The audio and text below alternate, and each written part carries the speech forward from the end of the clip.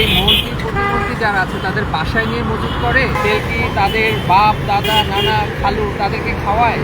আমার বর্তমান সরকার বাহিনীর কাছে আমার একটা প্রশ্ন, এবং আর এই যে সুনামধন্য যে পাম্পগুলো তার মন্ত্রী প্রতিমন্ত্রীরা বারবার বলছে যে তেলের কোনো সংকট নেই দেশে, পর্যাপ্ত পরিমাণে তেল আছে, তাহলে এই তেল কি এই মন্ত্রী প্রতিমন্ত্রী যারা আছে তাদের বাসায় নিয়ে মজুত করে? এই যে আমাদের যে আমরা 9টা থেকে ভোগান্তি পোহাচ্ছি, তেল কি তাদের বাপ দাদা নানা খালু তাদেরকে খাওয়ায় বর্তমান সরকার?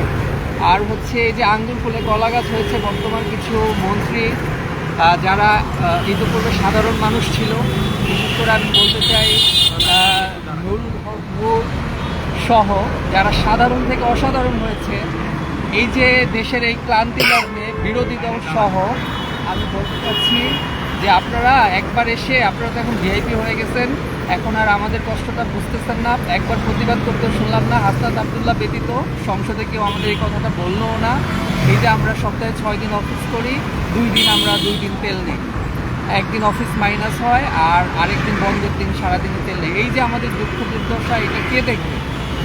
আরও একটা 5ই আগস্ট হবে আমার এটা ধারণা, আমি এখানে বসে চিন্তা করছি, যদি আরও একটা 5ই আগস্ট হয় আপনারা পালাইতে পারবেন না। অলরেডি আগের সরকার পালাইছে, কিন্তু আমরা যারা সাধারণ আমজনতা আছে আমরা কিন্তু এক্সপিরিয়েন্স হয়েছি চাকরির মতো, এবার আর আপনারা পালাইতে পারবেন না। যদি এরকম ক্রাইসিস করেন আপনারা দ্রুত এর সমাধান করেন, আমাদের কাতারে নেমে আসেন। আমাদের যে দুঃখ দুর্দশা, আমরা চাই মানে নতুন সরকার আমরা 5ই আগস্টের পরে বসাইছিলাম যে আমাদের একটা ইয়ে ছিল যে দেশ আর আগের মতো চলবে না, অনেক ভালো চলবে, ইউরোপের মতো চলবে। আমরা এই স্বপ্নে নতুন সরকারকে আমরা বসিয়েছি।